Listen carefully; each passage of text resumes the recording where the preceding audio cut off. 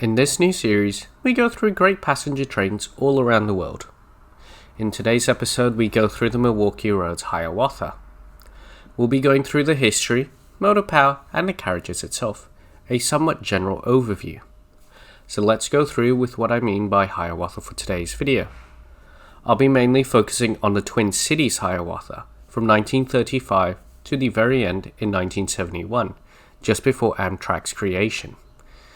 I do also plan on this being used by modelers, so throughout this video I may name drop a brand in here and there, just so that if you are keen on modeling this train, you have some idea of what to look for, both in carriages and the brand itself. Or if you're just listening and working on a modeling project, do drop down in the comments what you're working on. And also don't forget to subscribe, as we do explore electrification on the East Coast and passenger trains around the world. Next week's episode will be discussing New Haven's early electrification and its early electric locomotives. For example, the EP1s, and it's how it got its 11 kV 25 Hz AC electrification scheme. Before we get into the train itself, let's talk about where the name Hiawatha comes from. The name Hiawatha comes from the poem The Song of the Hiawatha, written by Wordsworth Longfellow. Historically, three railroads would be competing for passengers on the Chicago, Minneapolis, and St. Paul corridor. The three railroads would be the Chicago, Burlington, and Quincy, Chicago and Northwestern, and finally the railroad for today, the one that we'll be discussing, the Milwaukee Road. Competition would be emboldened in 1934, as all railroads were committed to reducing their trips from 10 hours to 6 hours and 30 minutes. Chicago, Burlington, and Quincy would introduce our iconic Twin Cities Zephyr, which was iconic for its day. Chicago and Northwestern would use refurbished steam and regular passenger equipment, while the Milwaukee Road would be the middle of the road, ordering new streamlined locomotives and new passenger equipment to match. This is where the Milwaukee Road would remain icons for the future. Let's talk about this icon of steam used on the 1935 Hiawatha. The Milwaukee Road Class A was a 442 Atlantic built for speed and to do so reliably. Designed to hold a new Hiawatha train, which was a 5-car set, and reaching St. Paul within 6 hours and 30 minutes. The class would exceed expectations, being able to do the run in 6 hours and 15 minutes in regular service, while also being able to pull 9 cars. The Hiawatha was the fastest scheduled steam-powered service in the world. The Class A's were designed to be able to cruise at 100 miles per hour, and being able to achieve 120 miles per hour top speed. The highest ever recorded speed with a dynamometer car was recorded on May 15, 1935, by locomotive number 2 at the stretch of Milwaukee and New Lisbon. Over 14 miles, the speed recorded was 112.5 miles per hour, earning it to be the first locomotive to reach 110 miles per hour. While it was a very conventional locomotive in many aspects, it did have some unique things, such as its very large driving wheels measuring at 84 inches diameter. This meant that it had a very much reduced piston speed, and high speed would be less damaging towards the components. Another factor that we never consider is that the streamlining was designed to be easier to open compared to other locomotives of the period, making servicing easier and quicker for shop crews. A factor that we never consider is that the Class A had, in fact, cab signaling that would alert the engineer via a whistle being blown when a stop signal was being approached.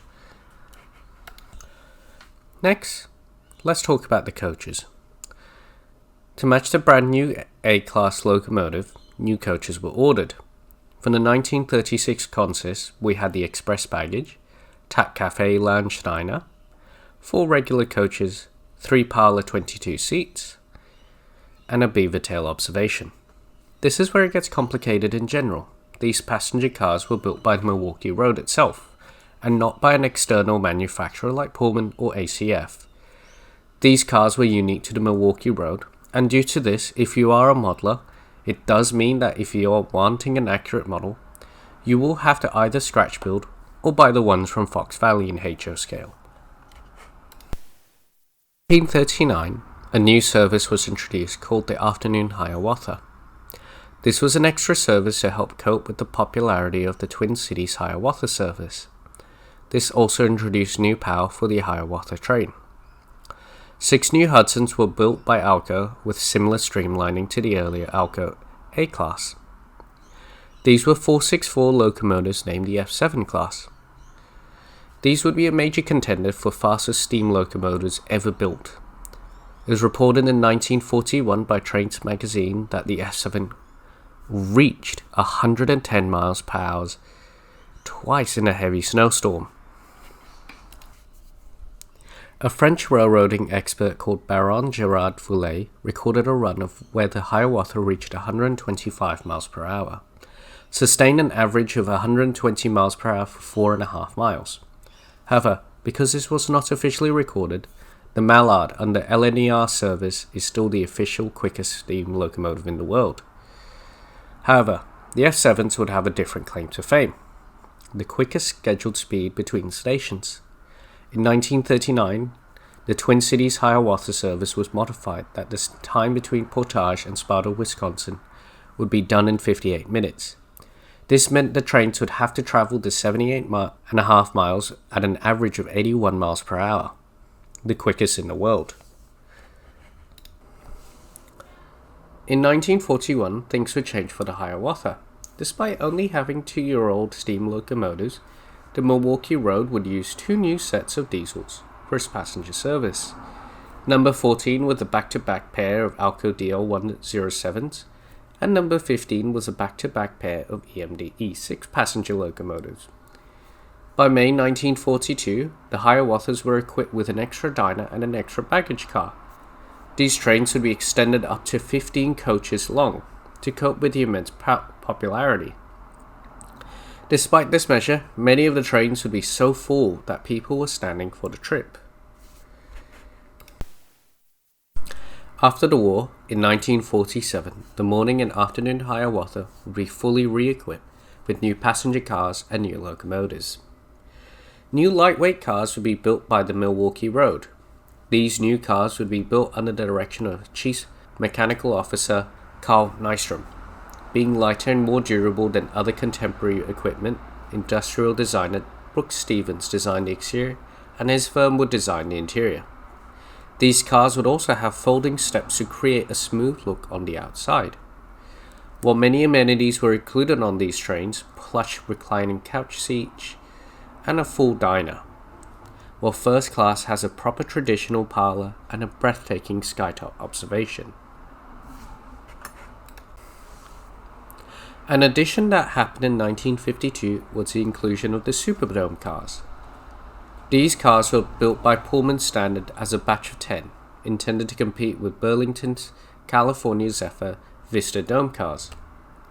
The Vista Dome cars were limited to 24 seats on the top deck, with 46 seats on the lower level. Pullman developed a new car that included a full-length observation dome. These created multiple issues for the Superdome, requiring better air conditioning that had to be powered by a dedicated diesel generator. And another big issue with the Superdomes was the sheer weight. The weight of the passenger car was 224,000 pounds. This required 3-axle trucks to hold the weight, and reinforcing was needed to support the observation deck. The Superdomes were made exclusively for the Milwaukee Road. The Superdomes were also special in how they were the only non-Milwaukee Road built equipment on the Hiawatha. Now, since I do have the 1952 Parlor and Skytop cars, and I'll be showcasing these cars as I do have models of them, and I think you'd appreciate just being able to properly look at them rather than just having a photograph.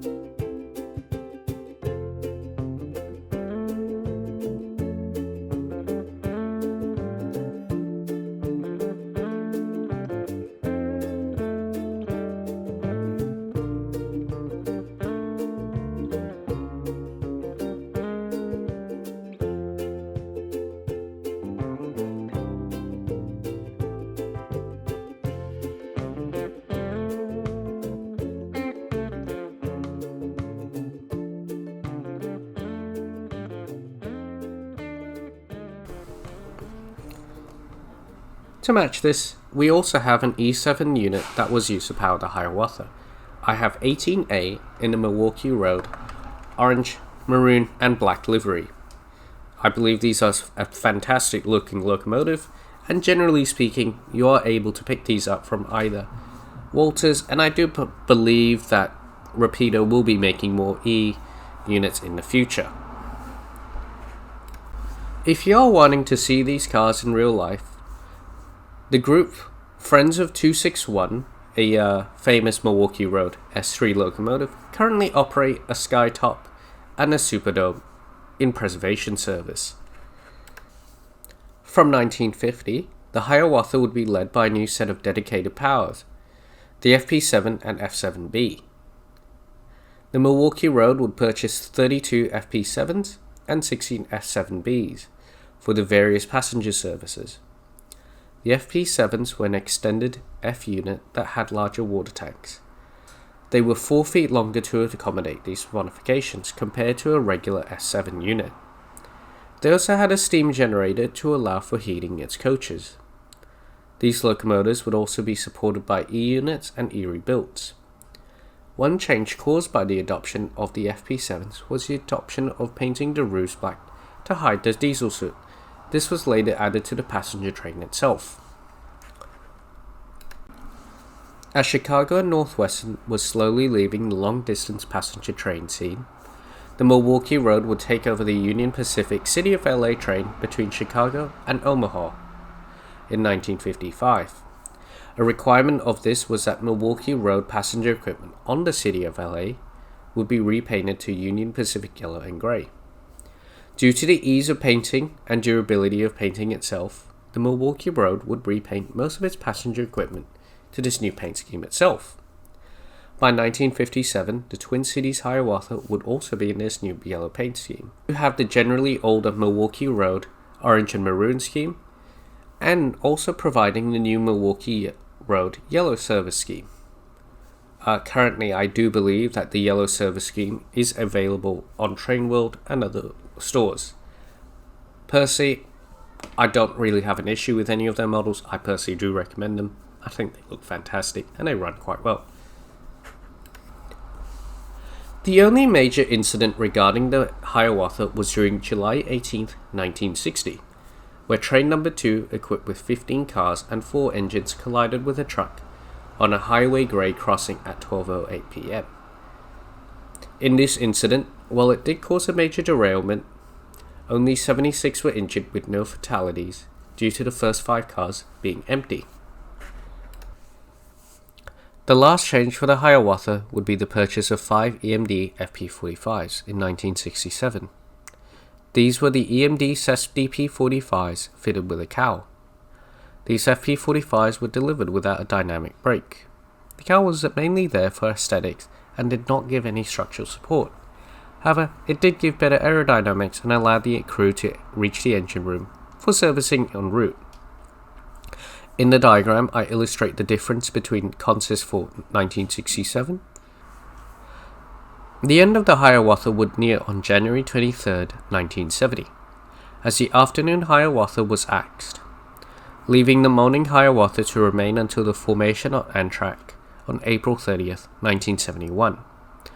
The final consist for Milwaukee Road's morning Hiawatha would be a mail, 5 coaches, Superdome, Buffeteria, and Parlor, Wisconsin Valley.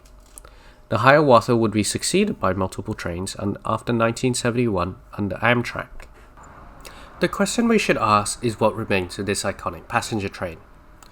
As mentioned earlier, many of the railroad's equipment survives in museums, with some of the rarer parts being preserved by the Friends of 261 Preservation Group, a group that prides itself on preserving the Milwaukee Road. They currently have a Milwaukee Road S3 484 locomotive and a few of the cars that served on the Hiawatha itself. This includes the iconic Superdome and Skytop Lounge. I think that we all can agree that the Hiawatha has etched itself into history by being an icon of the rails. If I have forgotten anything, do add it into the comments below. I love hearing about the stories, or even just the facts I may have missed. Thank you for watching this video. Don't forget to subscribe if you did enjoy the video, and just to say thank you to my viewers and a thank you to my partner. Hope you enjoyed the video and have a good night.